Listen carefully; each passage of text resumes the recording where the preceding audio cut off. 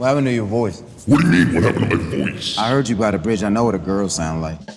We love superheroes. From their meteoric rise to prominence in the 1930s to their cultural ubiquity of today, they've become a symbol for moral fortitude in the eternal quest to defend the downtrodden. And yet, recently there's been a palpable homogeneity specifically in the way they speak. So, why do all superheroes sound the same? You mocking me? He's trying to copy me. You're imitating the God-Man. Superman, Batman, Blade, Spider-Man, and the X-Men. Their film adaptations provided the cultural foundation that the House of Ideas built the MCU on. Despite the wave of successful comic book adaptations that appeared throughout the 2000s, the first film to really give a superhero a quirky, funny, and sardonic personality was 2008's Iron Man. The film's credited screenwriters are Mark Fergus, Hawk Ostby, Art Markham, and Matt Holloway. However, Robert Downey Jr. and Jon Favreau used the script for Iron Man 1 in a highly unconventional manner. They used it as something to play off of, not film. Large chunks of the film were completely improvised on the day by the director and star. Thus, the film has a naturalistic yet hyper-stylized patter to the dialogue. And most importantly, it was funny. If you douse me again and I'm not on fire, I'm donating you to City College. This seems like an obvious path to take at this point, considering how it's almost a requirement for the genre, but in 2008, this was a true deviation, and one that would prove wildly successful for everyone involved.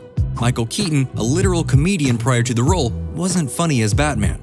Daredevil, Ghost Rider, Catwoman, none of these films were funny, unless you were laughing at them. Arguably the greatest innovation that Iron Man and the MCU made to the newly blossoming genre was taking a joke-a-minute view on the source material.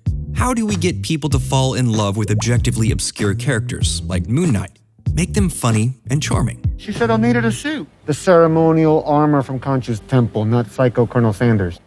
The MCU's movies are basically built off having characters banter. But this banter-oriented way of making superheroes speak has its roots all the way back in the comic books.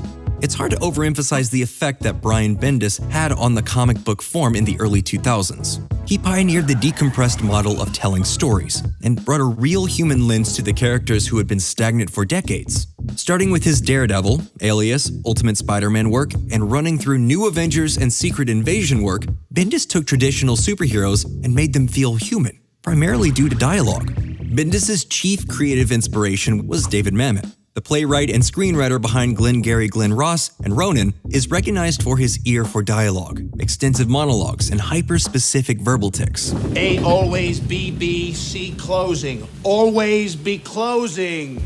Bendis took these tropes and incorporated them, along with a deep love of crime and genre fiction, into a way of building superhero stories that hasn't been rivaled in the last 30 years. He loves long stretches of dialogue where characters are rapid-fire asking each other questions. He loves quick short bursts back and forth, and specifically, he loves jokes. His DNA is laced all throughout the Marvel films, to say nothing of the fact that he was a founding member of the Marvel Creative Committee, which was a closed-door club of comic book writers that Marvel contracted to consult on all the film projects to try and make them as accurate as possible. As the first phase of the Marvel Universe was gaining momentum, the inevitable question was raised. Who is going to direct the Avengers? Why the hell should I take orders from you? I need men in those buildings. They wanted someone who had a keen knack for character, love of Marvel, and an ability to actually adapt a script to the screen. And so, Marvel hired Joss Whedon. Similarly to Bendis, Whedon had made a name for himself through his strong sense of characterization and emphasis on fast-paced, snappy dialogue, which were typically littered with pop culture references. Primarily known as the creator of Buffy the Vampire Slayer, Whedon had also worked on the Eisner Award-winning Astonishing X-Men run. A longtime fan of the characters in question, Whedon was responsible for taking what Favreau had established with Downey Jr. and pushing it even further. He really played up the man-out-of-time elements of Cap, the snarkiness of Stark, and the general humor that would be mined out of bouncing the Avengers off of one another.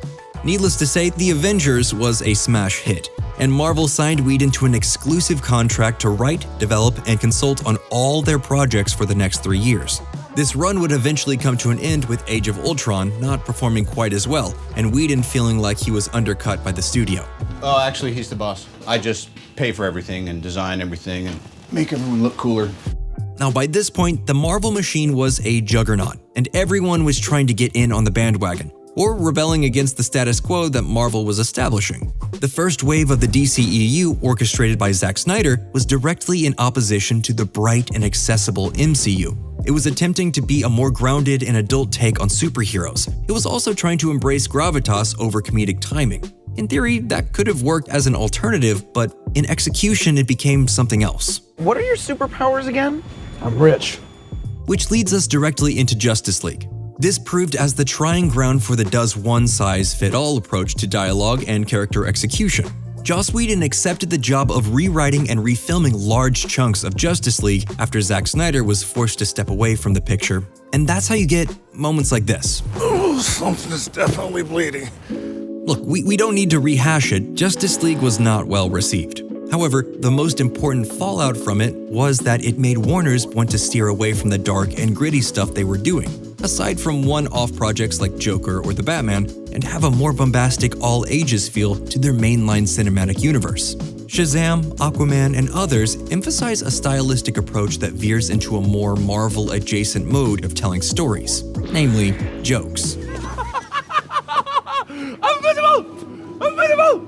Your mileage may vary on if Warner's is fully replicating the Marvel magic, but this issue is something the comics struggle with too, especially when a new writer gets moved up to an A-list level. They could put on a bunch of books and they don't have time to develop unique approaches for their takes. It just becomes the easiest stock solution wins. Every character has the same dialogue style now.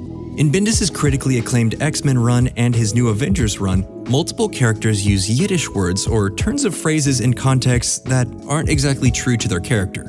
Fans have pointed out that all of Bendis' characters sound exactly the same. Everyone is quippy and has bouncing dialogue. Everyone. Wolverine doesn't make jokes, unless Bendis is writing him. Which is the exact same thing that happened in superhero movies. We used to have the archetype of the stalwart hero and the plucky comic relief. And now we just have the sarcastic hero who cracks jokes at the other character's expense. I think you're overreacting a little bit. You must be so embarrassed! At this point, being a superhero means you have to be funny. Overall, we're reaching such a cultural breaking point with superhero media that there's no way around it. The issue at hand is that there's literally billions of dollars wrapped up in weaponizing these stories to be hyper-commercialized, and the most financially successful versions of the characters have all shared a common voice, a predilection for lifting dialogue and snappy banter. Only problem is, that formula is already old, so what comes next? That's it for this episode of Nerdstalgic. Do you think the superhero genre is in any danger of going away? Let us know in the comments below, and as always, please like, comment, and subscribe to stay up to date with everything Nerdstalgic.